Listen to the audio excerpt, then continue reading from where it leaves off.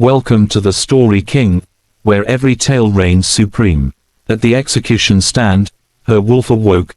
The alpha fell first when the golden luna rose. The silver blade gleamed in the morning light, positioned directly above Sera's exposed neck. Any last words, traitor? The executioner's voice was cold, mechanical. Around the platform, hundreds of pack members had gathered, their eyes hungry for blood. They wanted justice. They wanted her dead. Sera's wrists burned against the blessed chains, the kind designed to suppress a wolf's power. Her knees scraped against the rough wood of the execution stand, blood seeping through the thin fabric of her prisoner's garment. She'd been kneeling here for an hour, displayed like a trophy, while Alpha Cade read her crimes aloud to the assembled masses. Sera Whitlock, you stand accused of murdering Luna Cassandra, Alpha Cade's destined mate. You poisoned her drink at the Lunar Festival. You extinguished the light of our pack's future. For this crime, there is only one sentence. I didn't do it, Sera whispered, her voice cracking. She'd said it 1,000 times. No one believed her. Alpha Cade stood 10 feet away, his massive frame radiating barely controlled rage. His dark eyes hadn't left her face since they'd dragged her onto the platform. Those eyes, once they'd looked at her with something other than hatred. Once, in another lifetime, they'd held warmth. Execute her, Cade said, his voice devoid of emotion. Now, the executioner raised the blade higher.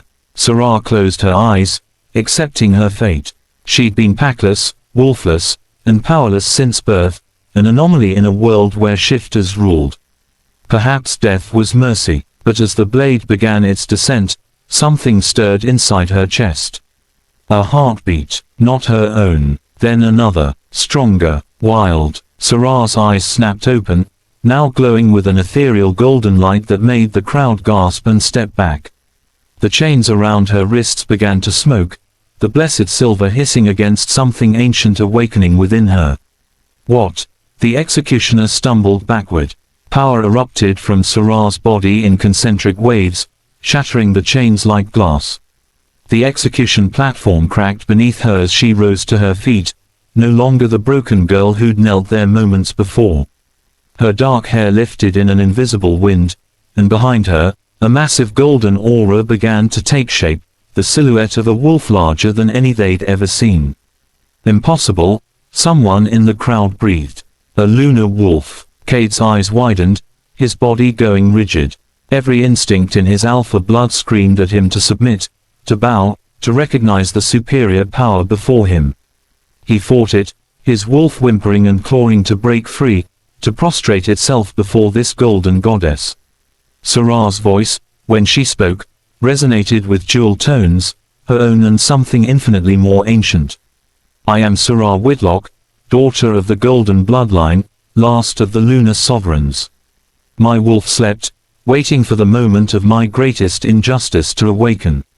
Her golden eyes fixed on Cade, and he felt his knees weaken. And you, Alpha Cade Blackthorn, nearly executed your true mate.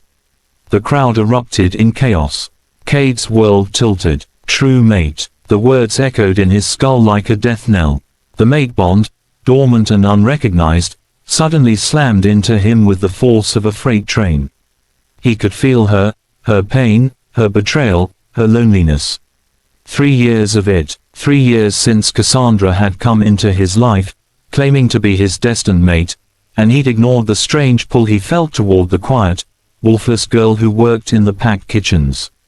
Cassandra had been a lie, and he'd almost killed the truth. Sera, he started forward, but she raised a hand, and invisible force stopped him mid-step. Don't, her voice cracked, the human emotion bleeding through the lunar power. You don't get to say my name. Not after. Her hand moved to her throat, where the executioner's blade had been seconds from ending her life. I didn't know, Cade said, and he hated how desperate he sounded. His wolf was going insane, demanding he get closer, protect, claim, worship. The bond, Cassandra used dark magic to mask it, to make me believe. She used magic, and you used convenience. Sera cut him off, her eyes blazing. I was nothing to you. packless, wolfless, beneath your notice, even when I begged you to investigate. When I told you I'd seen Cassandra with the poison vendor, you called me jealous. Delusional. Each word was a knife between his ribs. Because she was right. I brought you evidence, Sera continued, her voice shaking now, the golden aura flickering as tears streamed down her face. I risked everything to prove my innocence, and you burned it. You looked me in the eyes and told me I was a liar trying to destroy your happiness. Cade's chest constricted. He remembered that day. Sera had come to his office with documents, with testimonies, and he'd been so blinded by his belief in Cassandra, so certain that the bond he'd felt with her was real, that he'd dismissed everything. Worse, he'd had Sera thrown in the dungeons for spreading malicious lies. Alpha, one of his beta wolves, rushed onto the platform. We found something. In Luna Cassandra's chambers, there was a hidden room. Dark magic artifacts, potions, and a journal. The beta hesitated, glancing at Sera with newfound fear and respect. What did it say? Cade demanded, though dread already pulled in his stomach.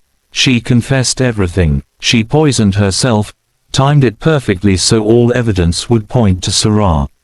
She knew about the true mate bond between you and Sera. She wanted Sera executed before the lunar wolf could awaken. Silence fell across the execution grounds like a heavy shroud. Cade felt his world crumbling. Why would she? Power, Sera said softly, the golden light beginning to fade from her eyes, leaving them the natural hazel, beautiful, wounded, exhausted. Cassandra was a dark sorceress. She wanted to corrupt a powerful alpha, use your pack as a base to spread her influence. But she knew she could never fully control you while your true mate lived. The lunar sovereign bond is unbreakable, incorruptible. So she tried to eliminate me. She almost succeeded, Cade said hollowly. His wolf howled in anguish. He'd nearly killed his own mate. The one person in the world meant for him. The one person he was supposed to protect above all others. Sera swayed on her feet, and instinct overrode everything else. Cade moved, catching her before she could fall. The moment his skin touched hers, electricity arced between them, the mate bond recognizing, completing, searing itself into the very souls. Sera gasped, trying to pull away, but she was too weak. The awakening had drained her. Don't, Cade whispered, wrapping his arms around her more firmly, drawing her against his chest. Please don't pull away. I know I don't deserve your forgiveness. I know I deserve your hatred. But please, let me hold you. Just for a moment. He felt her tears soaking through his shirt. Her hands clutched at the fabric, and he couldn't tell if she was trying to push him away or pull him closer. You let them beat me, she whispered against his chest. You let them starve me. You stood there and watched them chain me for execution, and you felt nothing. I felt everything, Cade said, his voice breaking. My wolf was going insane, and I didn't understand why. Every time they hurt you, I hurt. Every night you spent in those dungeons, I couldn't sleep. I told myself it was guilt, or stress, or doubt. I was a fool, Sera. A blind, arrogant fool. She was shaking now, 3 years of pain pouring out of her. I loved you, she confessed. Even before I knew what the bond was. I loved you from afar, and it killed me to watch you with her. To watch you choose her over truth, over justice, over me. Cade pulled back just enough to cup her face in his hands, his thumbs wiping away her tears. His own eyes were wet. I'm sorry, God, Sera, I'm so sorry. I will spend the rest of my life making this right. I will execute every person who laid a hand on you. I will burn this pack to the ground if that's what you want. Just, please, please give me a chance to prove. No, Sera's voice was firm, despite the tears. She placed her hands over his, not to remove them, but to hold them there. No more executions, no more burning, that's how we got here. She took a shuddering breath. But if you want my forgiveness, you have to earn it. You have to rebuild what you destroyed, my trust, my sense of safety, my belief that I matter. You matter more than anything, Cade said fiercely. You're my Luna, my true mate, the other half of my soul. Then prove it, she whispered. Not with grand gestures or violence. Prove it every day, in small ways, until I can look at you without seeing the man who condemned me to death. Cade nodded, pressing his forehead against hers. I will. I swear on my life, on my pack, on everything I am, I will spend every moment showing you that you are cherished, protected, loved. The golden aura flickered back to life around Sera, softer now, warm like sunrise instead of burning like the sun. The crowd watched in awe as their alpha, the most powerful shifter in 3 territories, knelt before his Luna, pressing his fist to his heart in the ancient gesture of absolute submission and devotion. I, Alpha Cade Blackthorn, recognize Sera Whitlock as my true mate, my Luna sovereign, the other half of my soul. From this moment until my last breath, I am yours. Your protector, your servant, your mate, if you'll have me. Sera looked down at the man who'd almost killed her, now kneeling at her feet, offering her everything. Her heart warred with her mind. The mate bond sang, urging her to accept, to forgive, to complete what nature had started.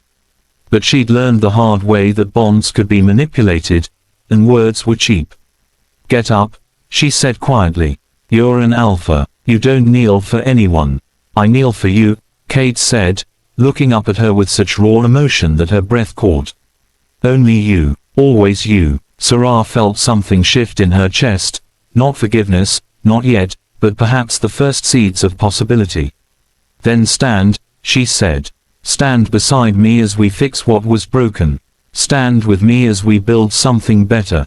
But understand this, Cade, you fell first, and you fell hard, but I decide when we rise together. Cade stood, a small, hopeful smile touching his lips for the first time in what felt like years. I can live with that. As the golden Luna and her alpha faced their pack together for the first time, the sun broke through the clouds, bathing them in light. There would be challenges ahead, trust to rebuild, wounds to heal, justice to serve. But for now, at the execution stand where Sera's wolf had awakened, where death had transformed into destiny, the alpha and his Luna took their first step forward. Together. Thank you for reading. Don't forget to subscribe to the Story King for more epic tales that will rule your imagination.